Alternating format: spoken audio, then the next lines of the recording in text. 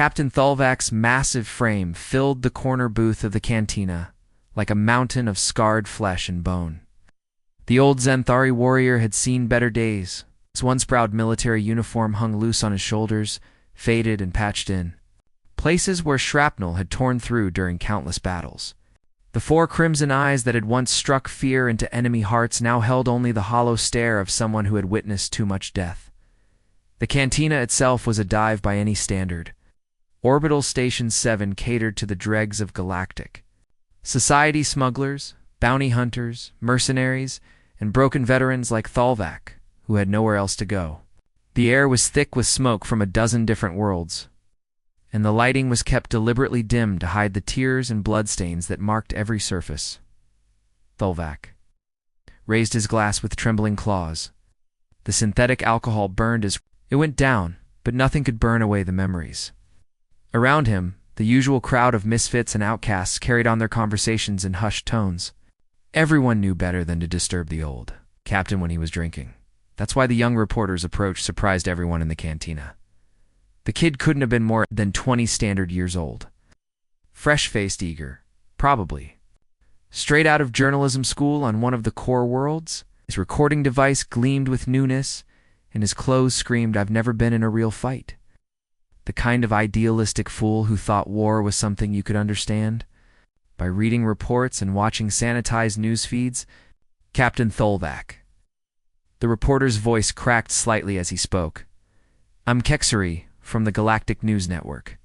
I've been researching the human war, and your name came up in several classified documents that were recently declassified. I was hoping you might share some of your experiences." Thulvak didn't even look up from his drink.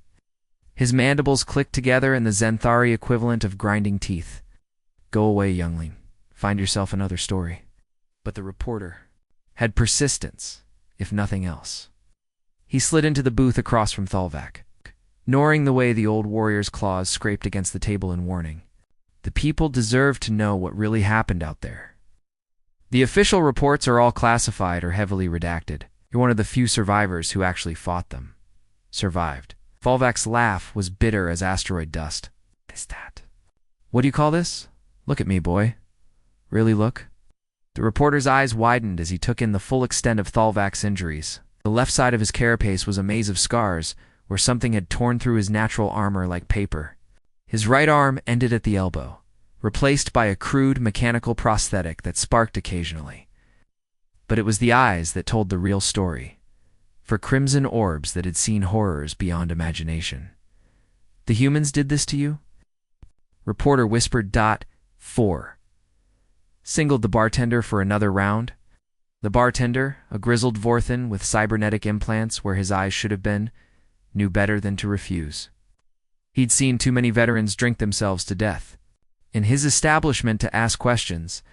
"Not directly," Thulvak said, downing half his drink in one gulp.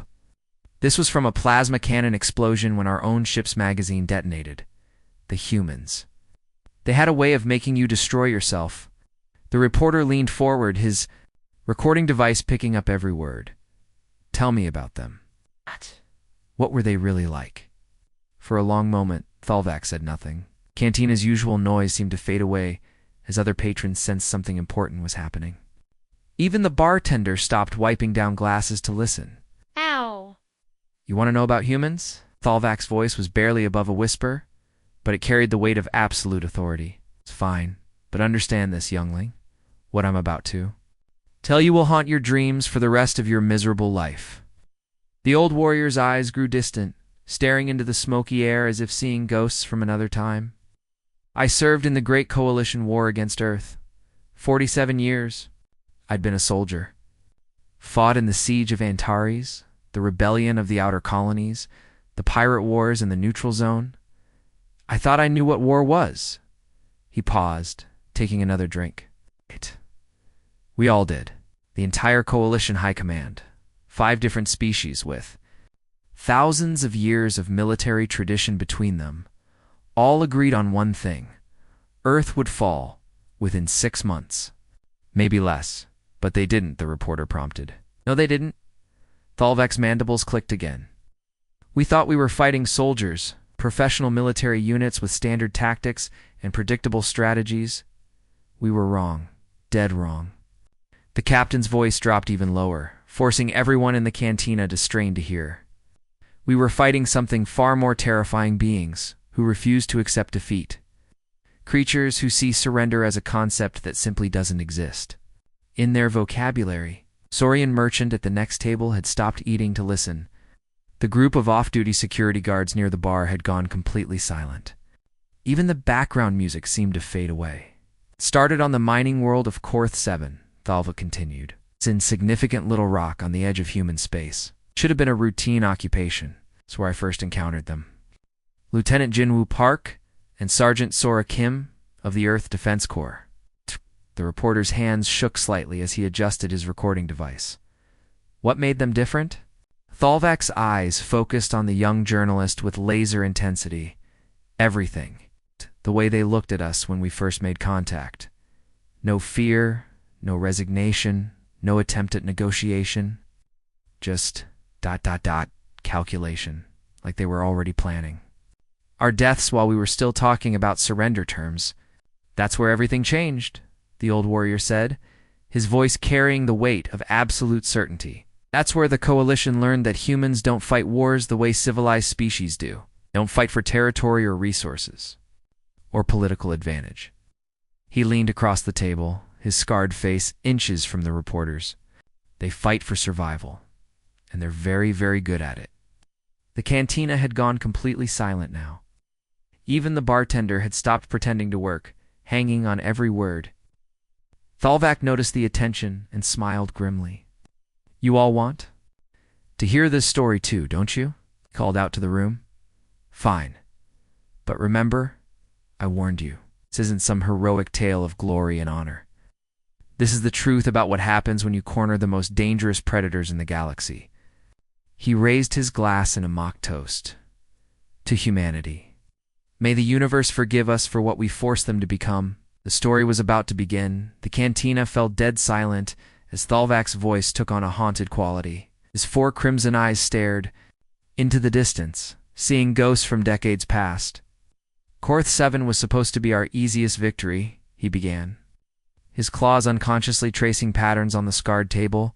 A backwater mining world with maybe 300 humans. Corporate. Workers, not soldiers, Admiral Kethmer. Called it a training exercise for the new recruits. The old Zenthari warrior took a long sip of his drink, the synthetic alcohol doing nothing to ease the memories. 5,000 coalition troops, the pride of 3 different species. Zenthari, shock troops, Vorthan, heavy assault units, and Kellyan. Aerial support. We had orbital bombardment capability, atmospheric fighters, and enough firepower to level a small moon. Against 300 miners, the young reporter whispered. That's what we thought. Thalvak's mandibles clicked in what might have been dark amusement. The intelligence reports were clear. Korth 7 Mining Facility 7, Standard Corporate. Operation. Mostly automated systems with a skeleton crew of humans to oversee operations. The veteran's eyes grew distant. I remember the first day we established the blockade. My transport ship, the Vengeance of Kelos, dropped out of hyperspace right above their facility. Beautiful sight, really. Red desert stretching to the horizon, massive mining towers reaching up like metal fingers. And this little cluster of prefab buildings where the humans lived. The surrender demand was transmitted within hours. Thalvak continued. Standard coalition protocol. Lay down your arms, submit to occupation, and no harm would come to civilian personnel. We gave them 48 hours to respond, the reporter leaned forward. What happened? Nothing. Complete radio silence. Thalvak's laugh was bitter. Admiral Kethmer wasn't worried. He'd dealt with human colonies before. Sometimes they needed a show of force to understand their situation, so we deployed. 5,000 troops in full battle gear, surrounding the facility from every angle. Atmospheric fighters circling overhead, heavy artillery positioned on the ridgelines. It was textbook, no way in or out. The old warrior's voice grew softer. That's when I first saw Lieutenant Jinwoo Park. He came out of the main facility building alone. No weapons, no armor. Just a standard mining jumpsuit and a tool belt. Walked right up to our forward command post like he was reporting for work. What did he look like? The reporter asked, his recording device capturing every word. Ordinary. That's what made it so unsettling. Medium height, maybe 40 standard years old, work-worn hands, could have been any human laborer in the galaxy. But his eyes. ... Thalvac shuddered. Cold as vacuum. Not afraid, not angry, just ... calculating. Admiral Kethmer met with him personally. I was there as security detail. The Admiral explained the situation, offered generous terms. The humans could continue their mining operations under Coalition oversight. No one had to die. Just listened, nodded occasionally. Asked a few technical questions about the terms. Then he said something I'll never forget. We'll need some time to discuss this with our people. Is 72 hours acceptable?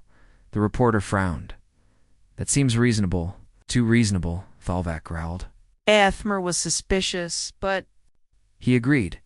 What harm could 300 miners do in 3 days? So we waited, maintained our positions, kept the blockade tight. Standard siege protocol. They weren't just waiting, were they?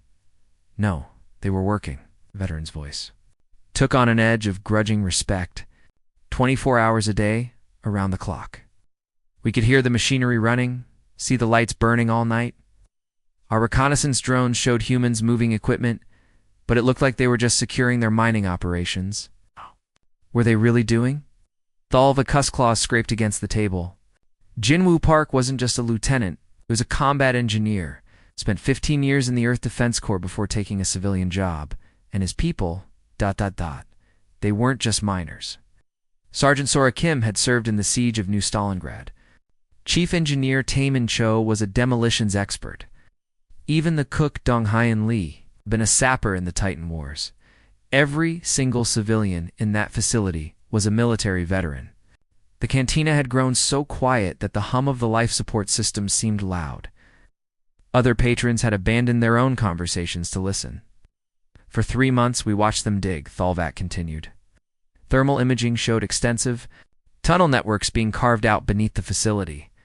We assumed they were building bunkers, maybe some kind of underground command center. Classic defensive strategy. The Admiral was actually impressed, humans showing some tactical sense for once. He decided to let them finish their preparations before attacking. More sporting that way. Sporting, the reporter repeated, disgust evident in his voice. We were fools, Thalvac's voice grew hollow. Arrogant fools, who thought we understood human nature. We set up observation posts, monitored their communications, cataloged their defensive positions. Every move they made seemed predictable, logical. When did you attack? Day 91. Kethmer had grown tired of waiting. The humans had rejected every surrender offer, claiming they needed more time to consider their options, so we went. The old warrior's eyes went glassy. I led the 3rd assault wave. My unit was tasked with securing the main processing plant, while the 1st wave took the residential area, and the 2nd wave captured the command center. It was too easy. That should have been our first warning. The humans offered token resistance. Falling back in good order, professional, disciplined, but clearly outgunned. Exactly what we expected from cornered civilians. Sergeant Sora Kim was commanding their rear guard. She actually guided my unit through what appeared to be their main defensive line, pointed out weak spots in their own fortifications, suggested the best approach routes. She was helping you? The reporter asked, confused. We thought so. She seemed resigned to defeat, just trying to minimize casualties. Even offered to show us the quickest route to their command bunker where Lieutenant Park was making his last stand. Thalvac's voice dropped to barely a whisper. 10,000 Coalition troops were underground when Park's voice came through every cum channel in the facility. Clear as crystal, calm as death. Welcome to hell. The ground just ... disappeared. Not in one place, but everywhere at once. Like the entire planet was collapsing in on itself. The tunnel networks the humans had been digging for 3 months weren't defensive positions. They were one massive demolition grid. The veteran's prosthetic arm sparked as his emotional state triggered its malfunction sensors. Mining charges, industrial explosives, repurposed fuel cells, even the facility's own power generators, everything wired together in a synchronized detonation that covered 30 square kilometers. I was lucky. My unit was near the surface. When it happened, I felt the ground shift, saw the ceiling start to crack, and dove for the nearest exit shaft. The blast waved through me 50 meters through solid rock, but my brothers, the rest of the assault force, Thovak's voice cracked. I could hear them screaming through the cum channels as the tunnels collapsed, tons of rock and metal crushing everything below. The sound went on for hours. What about the humans? Gone. Vanished like ghosts. While we were busy admiring their defensive preparations, they'd been digging escape routes, hidden passages that led to natural cave systems kilometers away. They'd evacuated their entire population through routes we never even knew existed. Sorakim was the last human I saw. That day, as the world collapsed around us, she was disappearing into a maintenance shaft that shouldn't have existed according to our intelligence reports. Just before she vanished, she looked back at me. Thalvak's voice became barely audible. She was smiling, not with cruelty or hatred, just satisfaction. Like a job well done. How many survived of 10,000 coalition troops? Maybe 300. The humans had turned their entire mining operation into a weapon, and we walked right into it. Old Warrior drained his glass in one gulp. That's when the Coalition High Command realized we weren't fighting miners. We were fighting soldiers who had been pretending to be miners. And they were very, very good at their job. The cantina remained, silent for a long moment, processing the horror of what they'd just heard. Finally, the young reporter found his voice. What happened to Lieutenant Park and his people? Thalvak's laugh was like broken glass. They showed up 3 days later at our emergency command post, under a flag of truce. Ginwoo Park walked right up to Admiral Kethmer and formally surrendered. Surrendered, with conditions: safe passage for all human personnel, full medical treatment for coalition wounded, and a prisoner exchange. They'd captured our entire medical team during the evacuation. The veterans' mandibles clicked in dark amusement. Park explained that the collapse had been a defensive action to prevent the capture of sensitive mining data.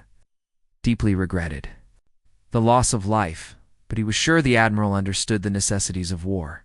Kethmer was so stunned he actually agreed to the terms. 300 humans had just humiliated the Coalition's finest military units, and their commander was apologizing for it. That's when we knew, Thalvak concluded. We weren't just fighting another species. We were fighting something that thought 3 moves ahead of us at all times. Something that could turn any situation, no matter how hopeless, into a victory. That was just the beginning. Thalvak's second eye began to twitch uncontrollably, a nervous habit he'd developed after the Crimson Nebula incident. The other patrons in the cantina noticed his distress, but none dared to look away. The old warrior's pain was mesmerizing in its intensity. After the disaster at Korth 7, Coalition Command decided I needed a change of scenery. He said, his voice carrying a bitter edge. They transferred me to Admiral Vorth's hunting fleet. It's the most experienced naval commander in the Zenthari Defense Corps, with 37 of our finest warships. The reporter adjusted his recording device, making sure to capture every word. What was your mission? To hunt down one ship? One single damaged human destroyer that had been harassing our supply lines for weeks. Thalvak's laugh was devoid of humor. The UES Defiance. A Terran Defense Corps vessel that should have been scrapped years ago. Ancient fusion drives, outdated weapon systems, hull plating that belonged in a museum, commanded by Captain Hyenjan. Lee, a man who would teach us the true meaning of fear. The veteran's claws traced patterns on the table as he spoke. Our intelligence files on Lee were impressive. 23 years of service, decorated veteran of the Outer Colony Wars, known for unconventional tactics. But on paper, he was commanding. A relic with a crew of maybe 200 against our battle fleet of 12,000, the mathematics seemed simple enough. 37 modern warships against one obsolete destroyer. Even Admiral Vorth was planning to end this hunt within days. Thalvak's voice grew distant. The Crimson Nebula was perfect for our purposes. A massive cloud of ionized gas and electromagnetic storms stretching across 3 light-years. Our Sensors showed the Defiance had taken refuge inside, probably trying to hide from our superior numbers. The nebula's interference would blind their long-range sensors, trap them in a maze of deadly radiation storms. Standard Coalition doctrine was to blockade the exit points and wait for them to come out. Simple, effective, foolproof. What we didn't understand was that Captain Lee didn't see the nebula as a trap. He saw it as a weapon. The reporter leaned forward, captivated by the story. How could he use a nebula as a weapon? By understanding it better than we did, Thalvak replied. While our fleet maintained position at the nebula's edge, Lee had his people mapping every radiation storm, every gravitational anomaly, every pocket of clear space. The Defiance became a ghost ship, appearing and disappearing like something. From a nightmare, the first attack came on day 3. The destroyer materialized out of a plasma storm, fired a full missile salvo at our screening vessels, and vanished before our return fire could target them. Clean hit on the cruiser's stellar fury, 37 dead, including the captain. The old warrior's prosthetic arm sparked as his emotional state triggered its sensors. Admiral Vorth was furious. How could one ancient ship outmaneuver our entire fleet? He ordered aggressive pursuit, sending smaller task forces into the nebula to flush out the humans. That's exactly what Lee wanted us to do. Each time we sent ships into the nebula, they encountered the same pattern. The Defiance would strike from an unexpected angle, inflict maximum damage, and disappear before we could respond. But something else was happening that we didn't understand at first. Thalvek's voice grew hollow. The human ship was getting stronger. Every attack was more precise than the last. Their weapons were hitting harder. Their shields were holding longer, we thought. It was just improved tactics, better crew coordination. We were wrong. They were rebuilding their ship using our own technology. The cantina had gone completely silent. Even the background hum of the life support system seemed muted by the gravity of the story. Chief Engineer the Jean Choi was a genius, Thalvik continued. Every ship the Defiance destroyed, every piece of debris floating in the nebula, became raw material for their reconstruction project. They were salvaging our own weapons, our own shield generators, our own sensor arrays. Like parasites, the reporter whispered. Worse than parasites. Parasites just consume their host. The humans were evolving, becoming something new with every battle. A hybrid ship that combined human ingenuity with Coalition technology. By week 4, the Defiance was barely recognizable. Xanthari plasma cannons grafted onto human mounting points. Vorthan shield generators integrated with Terran power systems. It even salvaged our own communication arrays and sensor equipment. Thalvak's mandibles clicked rapidly, a sign of extreme agitation. But the worst part was the psychological warfare. Lee would broadcast messages to our fleet, taunting us with details about his modifications. He'd describe exactly which ships he'd stripped for parts, which crew members he'd recovered from the wreckage. He was collecting our dead? The reporter asked, horrified. Not collecting, honoring. Every Coalition soldier who died in the nebula was given a proper burial according to their species' traditions. Lee would broadcast the ceremonies, complete with military honors and personal messages to the families. It was obscene. His human captain was showing more respect for our dead than our own commanders did.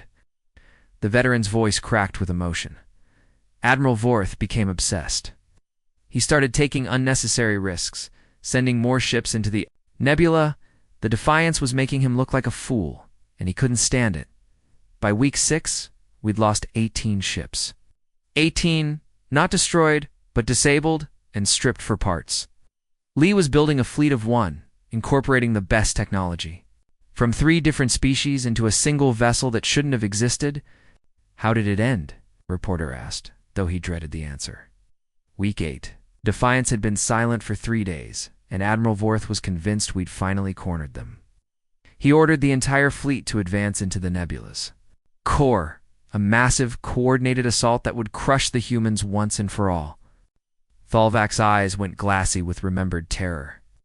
I was on the bridge of the flagship, the Hammer of Kelos, state-of-the-art battlecruiser, pride of the Xanthari fleet. We were leading the final charge when the first warning came through. Stellar Dominion reported weapons malfunction. Their guns were firing without orders, targeting friendly vessels. Then the Void Reaper started broadcasting Coalition override codes. Our own ships were turning against us. Lee had done the impossible. He'd hacked our command frequencies, gained access to our tactical networks. Every ship in the fleet became a potential enemy. The old warrior's voice dropped to a whisper. Chaos. Pure chaos. Ships firing on each other, crews abandoning their posts, commanders screaming contradictory orders. The Defiance appeared in the middle of our formation like a ghost ship from hell. It was magnificent and terrifying. Weapons systems that glowed with alien energies, and at its heart, still recognizably human. Lee had created a monster. I was watching the tactical display when Captain Lee's voice came through our speakers. Clear, calm, professional. This is for Korth 7. This is for every coalition crime against humanity. This is for the future of the galaxy. Thalvak's prosthetic arm began smoking from emotional overload. Then I saw it. The Dominion's Pride, our sister ship, accelerating toward us at full velocity. Her crew had been evacuated, her AI systems compromised. She was nothing but a guided missile with the mass of a heavy cruiser. The impact tore our ship in half. The bridge section where I was standing became a tomb of twisted metal and screaming atmosphere. I was thrown into an escape pod by the explosion, launched into space like a piece of debris. As I floated there, watching my ship die, I saw the Defiance one last time, barely held together by stolen technology and human determination, but still fighting, still winning. The veteran's voice became barely audible. 37 ships, the pride of 3 species fleets, reduced to scrap metal and radioactive debris in a nebula that became our graveyard. And the Defiance disappeared into jump space. The last thing I saw was her engines flaring as she vanished into hyperspace. Heading deeper into Coalition territory, one ship had destroyed an entire fleet and lived to tell about it. Thalvak lifted his glass with shaking claws, is when I understood. Humans don't just fight battles. They reshape the very nature of warfare itself, take our own strength, and turn it against us, making us complicit in our own destruction. Captain Lee and his crew became legends after that. The ghost ship that could appear anywhere, strike without warning, and vanish before we could respond. They hunted our fleets for 2 more years before the war ended. The cantina remained silent, processing the horror of what they'd just heard. Finally, the reporter found his voice. What happened to the Defiance? Lilvaka's smile was filled with dark respect. She survived the entire war. Lee eventually commanded a small fleet of hybrid ships, all built using the same techniques he'd pioneered in the Crimson Nebula. They called themselves the Ghost Fleet. And when the peace treaty was signed, Lee sent a message to Coalition Command, a formal apology for the lives lost, and an offer to share his technological innovations for peaceful purposes.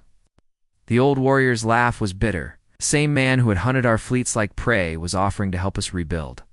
That's when I realized the true horror of fighting humans. They don't just defeat you, they make you grateful for it. Thalvak's voice dropped to barely a whisper, forcing everyone in the cantina to lean forward. His 4 crimson eyes seemed to stare into the depths of memory, reliving horrors that had scarred his very soul. After the Crimson Nebula disaster, Coalition High Command was desperate. They'd lost entire fleets to human tactics, and morale was crumbling across all species. The politicians were demanding results, and the military brass needed a victory at any cost. The old warrior's claws scraped against the table, leaving deep gouges in the metal surface. That's when Intelligence Division came up with their brilliant plan. They couldn't defeat human military forces, they'd target something humans actually cared about: their civilians. Research Station Omega was supposed to be a secret facility, Thalvak continued, hidden in the neutral zone, conducting agricultural research, food production, crop enhancement, boring civilian science, the kind of target that shouldn't have warranted military protection. The reporter's recording device captured every word, as the veteran's voice grew heavy with regret. My new assignment was with the 3rd Shock Division under General Caxtel. Elite troops, the best equipment, orders to capture the station intact with all personnel alive. The raid was flawless.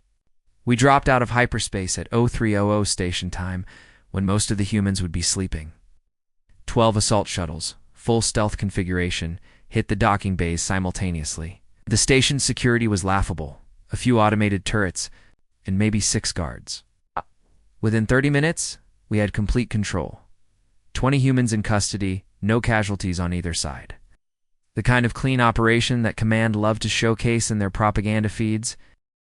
Tholvak's mandibles clicked with dark amusement. Dr. Taeho Yoon was the senior researcher, elderly man, maybe 60 standard years, with gray hair and gentle eyes. The kind of person who'd never held a weapon in his life. Asked only one question when we took him into custody. Are my people safe? Dr. Myung-shin was his assistant, young woman with brilliant mind and quick wit. She kept detailed notes of everything we did, memorizing faces, recording conversations. Even as a prisoner, she was gathering intelligence. The veteran's voice grew softer. There were 18 others. Botanists, geneticists, lab technicians, and 3 children, dependents of the research staff who lived on the station. The youngest was maybe 8 years old, a little girl who cried for her mother. That should have been our first warning. Humans don't just abandon their children. Caxtol was pleased with the operation. Clean capture, valuable prisoners, potential for a prisoner exchange that would make the coalition look reasonable and civilized. He decided to move them to Fortress Veltar for processing. The reporter frowned. I've heard of Veltar. Wasn't it supposed to be escape-proof? Impregnable, Tholvak confirmed. Built into an asteroid in the Void sector, surrounded by automated defense platforms and patrol fleets. The prison itself was carved out of solid rock with multiple security layers and quantum-encrypted locks. It had held prisoners for over 200 years without a single successful escape. The fortress was commanded by Warden Mordock, a Kellyan officer with 30 years of prison administration experience. He took personal pride in his facility's security record. The old warrior's prosthetic arm sparked his emotional stress triggered. Its malfunctioned sensors. The human prisoners were classified as high-value assets, special containment protocols, isolated cells, constant monitoring. Mordock assigned his best guards to watch them personally. For 3 weeks, everything was routine. The humans were model prisoners, cooperative, polite. No trouble. Dr. Yoon spent his time reading scientific journals. Dr. Shin played chess with the guards. The children attended classes provided by the prison's educational program. Command was so pleased they started planning a public trial.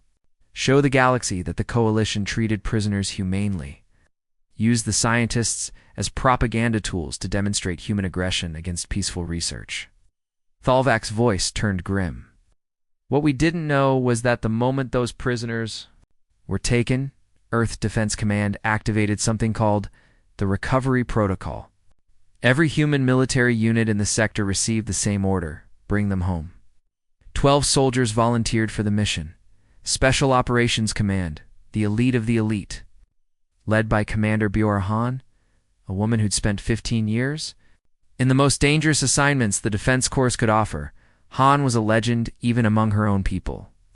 The Ghost of Titan Station, they called her. She'd led dozens of operations behind enemy lines, always brought her people home. Always. Veteran's eyes grew distant. Her second in command was Sergeant Woojin Nam, combat engineer. Demolitions expert. The kind of soldier who could turn a kitchen utensil into a weapon.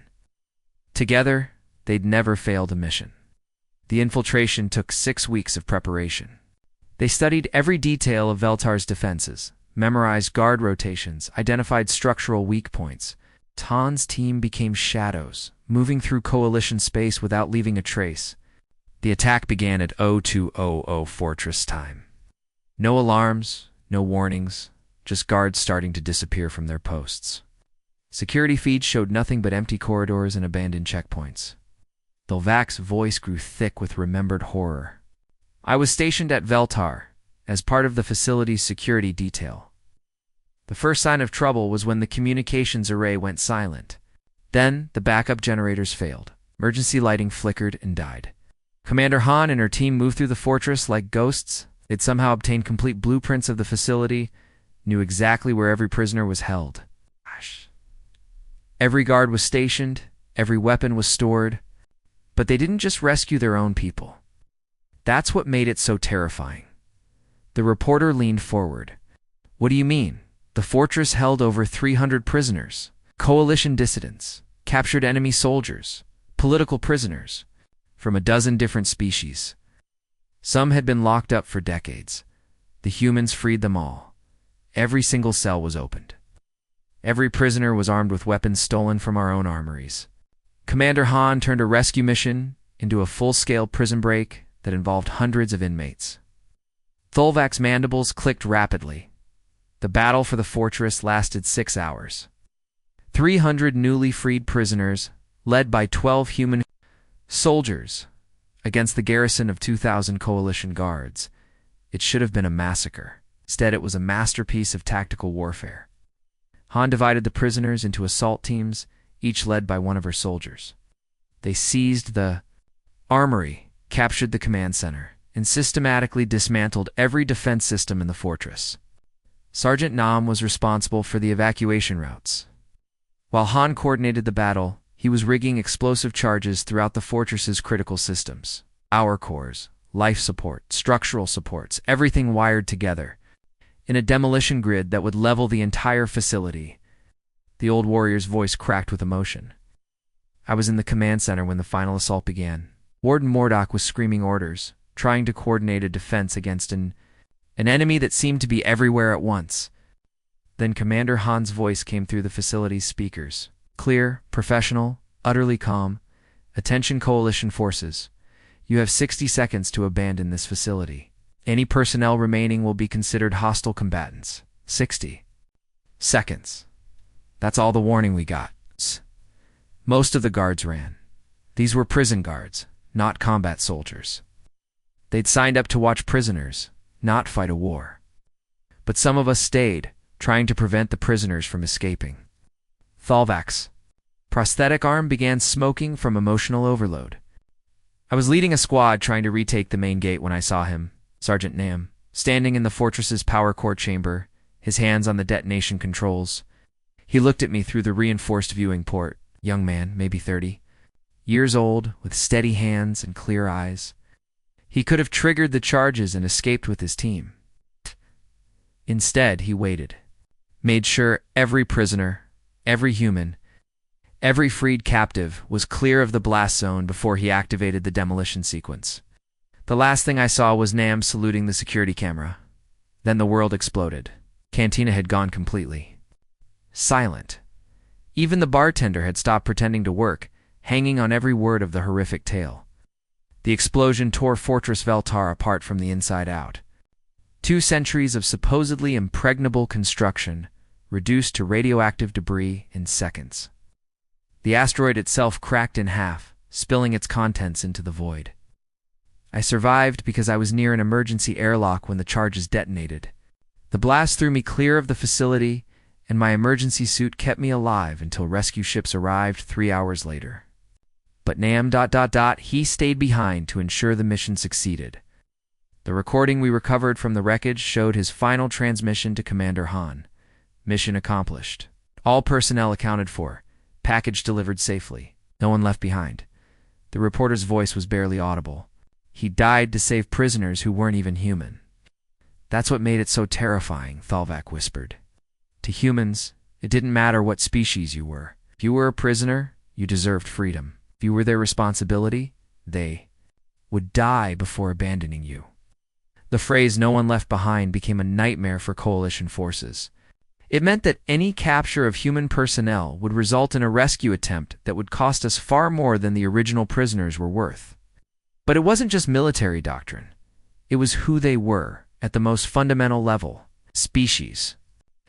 That would sacrifice everything to protect anyone they considered their own. The old warrior raised his glass in a toast to the dead. Commander Han and her surviving team members were awarded the highest honors Earth could bestow. Sergeant Nam received a posthumous medal and a statue in the Heroes' Garden on Earth. The 300 prisoners they freed? Most of them joined the human resistance. Former coalition citizens, fighting alongside the species that had saved them from a lifetime of imprisonment. That's when the coalition high command realized they weren't just fighting a war. They were fighting a philosophy that turned every defeat into a victory, every loss into a recruitment opportunity. The humans had weaponized compassion itself. The cantina had become a tomb of silence. Every patron, every server, even the ancient cleaning droid in the corner had stopped moving. All eyes were fixed on Thalvak as he sat hunched over his empty glass, his scarred frame trembling with memories too terrible to speak. The young reporter's hands shook as he checked his recording device one final time. Captain, those stories? They were incredible. The tactical brilliance, the sacrifice, the determination. Humanity sounds like the ultimate warrior species. Thalvak's laugh was like the sound of breaking bones. His 4 crimson eyes slowly lifted to meet the reporter's gaze, and what the young journalist saw there made his blood freeze. Pure, absolute terror. You think those stories show humans? At their worst. The veteran's voice carried the weight of cosmic horror. You foolish child. Everything I've described, Korth 7, the Crimson Nebula, Fortress Veltar, all of it, was them showing restraint. The reporter's mouth went dry. Restraint. Lieutenant Park could have collapsed the entire continental shelf, not just the mining facility. Captain Lee could have turned the Crimson Nebula into a stellar graveyard that would have consumed 100 star systems. Commander Han could have turned every coalition prison into a weapon of mass destruction. Thalvak's prosthetic arms sparked violently, smoke rising from damaged circuits. But they held back, always held back. Because they were fighting for victory, not annihilation. The war didn't end because we were winning or losing individual battles. It didn't end because of negotiations or peace treaties or political pressure from the home worlds. The veteran's voice dropped to barely a whisper, forcing everyone in the cantina to strain to hear every word. It ended because our intelligence. Division uncovered something so horrifying that the Coalition High Command immediately sued for peace. What did they find? The reporter asked, though every instinct told him he didn't want to know the answer. The Solar Lance Protocol. The words hung in the air like a death sentence. Several patrons actually backed away from Thalvak's table, as if proximity to the knowledge itself was dangerous. Every human world, every colony, every deep space station, every exploration vessel, they all carried the same contingency plan. Codenamed Solar Lance, classification level beyond top secret, known only to the highest levels of Earth's Defense Command. Thalvak's claws scraped deep grooves in the metal table. If humanity ever faced true extinction, not defeat, not occupation, the complete annihilation of their species, they would activate Solar Lance. What does it do? The reporter's voice was barely audible. It turned stars into weapons. The cantina erupted in shocked gasps and terrified whispers. The bartender dropped a glass, the sound of shattering crystal, unnaturally loud in the stunned silence. Not just Sol, their home star Thalvak, continued relentlessly. Every star in human space had been secretly modified over decades of colonization. Stellar manipulation devices, quantum resonance generators, gravitational destabilizers, all disguised as routine mining operations and scientific research stations. The humans had spent centuries preparing to murder the galaxy rather than accept extinction. The veteran's voice grew hollow with remembered horror. Our best astrophysicists ran the calculations. If Solar Lance activated, it would create a cascading stellar collapse affecting over 400 star systems. The chain reaction would propagate through hyperspace itself, turning the entire galactic arm into an expanding wave of destruction. Half the galaxy would burn. Trillions of lives, thousands of species, entire civilizations that had existed for millions of years, all reduced to cosmic radiation and stellar debris. A Kellian merchant near the bar began making choking sounds, his breathing apparatus struggling to process the toxic atmosphere of pure terror that filled the cantina. That's when the Coalition High Command understood the true nature of humanity, Thalvak said. Other species fight for territory, for resources, for political advantage, for honor. Hey. We fight until the cost becomes too high. Then we negotiate. We compromise. We find acceptable terms for defeat. Humans fight for survival. They're willing to take the universe with them rather than face extinction. The reporter's recording device fell from nerveless fingers clattering on the floor. But surely they wouldn't. They Thalvak's mandibles clicked with dark amusement. You've heard the stories? Lieutenant Park buried 10,000 troops rather than surrender a mining facility. Captain Lee turned 37 warships into scrap metal rather than accept defeat. Commander Han died to save prisoners who weren't even her own species. What? Makes you think they wouldn't burn the galaxy to prevent their own extinction? The old warrior struggled to his feet, his massive frame casting impossible shadows in the cantina's dim lighting. The peace treaty was signed within hours of Solar Lance's discovery. No negotiations, no terms, no conditions. Just immediate, unconditional ceasefire. Guess the alternative was the end of everything. As if summoned by his words, emergency alarms began blaring throughout Orbital Station 7. Red warning lights bathed the cantina in blood-colored illumination as automated systems activated emergency protocols. Attention all personnel, the station's AI announced in multiple languages. Long-range sensors have detected massive anomalous contacts approaching. From beyond the galactic rim, all civilians are advised to remain calm and await further instructions. The reporter looked confused. What's happening? Thalvak's smile was filled with terrible knowledge. Something that makes the Coalition War look like a children's game. The Void Swarm has finally arrived. Void Swarm. Planet devourers from the space between galaxies. Living ships the size of moons, consuming entire star systems for fuel. They've been traveling through the cosmic void for millions of years, and now they've found our galaxy. The emergency broadcasts continued, each update more dire than the last. Coalition Defense Command reports contact with over 10,000 hostile vessels. Estimated time to first planetary engagement, 72 hours. Thalvak moved toward the cantina's exit, his damaged leg dragging behind him. The Coalition Council is already drafting surrender terms, hoping to negotiate some kind of survival pact with the Devourers. Still don't understand. Understand what? The veteran paused at the doorway, his scarred face illuminated by the emergency lighting. You can't negotiate with extinction. You can't compromise with entities that view all organic life as fuel for their consumption. But I've seen how humans wage war when their backs are against the wall, when they're fighting. Not for victory, but for the very survival of everything they hold dear. Another alarm joined the cacophony. This one transmitting on emergency frequencies, used only for species-level extinction events. All Coalition worlds are advised to prepare for possible evacuation. Defensive fleets are moving to intercept, but preliminary analysis suggests conventional weapons will be ineffective against Void Swarm technology. The galaxy is about to learn why having humans as allies is the difference between survival and becoming cosmic dust, Thalvak said. Because when faced with true extinction, humanity doesn't just fight back. They fight to win, no matter the cost. The old warrior disappeared into the corridor, leaving behind only his final words echoing through the terrified cantina.